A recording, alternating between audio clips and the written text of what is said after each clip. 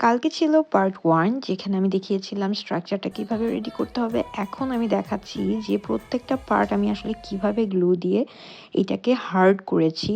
So hard করার পরে কিন্তু আমি সিকোয়েন্ট ফ্যাব্রিকগুলো প্রত্যেকটা পার্টের সাথে এইভাবে করে অ্যাটাচ করব গ্লু দিয়ে।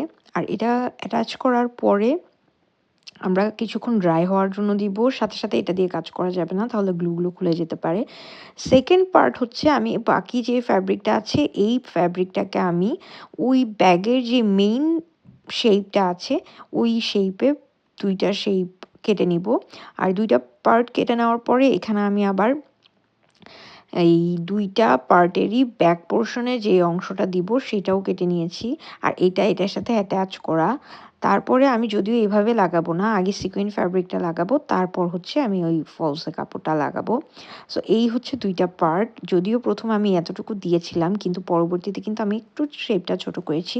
আর এই ক্ষেত্রেও কিন্তু আমি কার্ডবোর্ডের ব্যবহার করব।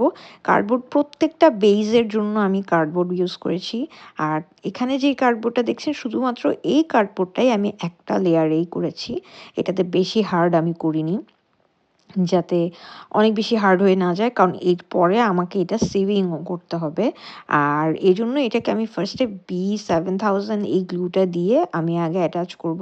কারণ যেহেতু এটা সিকোয়েন্ট ফ্যাব্রিক, সো এটা একটু হার্ড হবে অ্যাটাচ করাটা। এইভাবে আমি অ্যাটাচ করে দিব আর এটাকে ড্রাই হওয়ার জন্য রাখবো। আর প্রত্যেকটা শেপ এবার আমার রেডি। এখন এগুলো প্রত্যেকটা জয়েন করে বাকি স্টেপটা পরের ভিডিওতে দেখাবো। Till then by.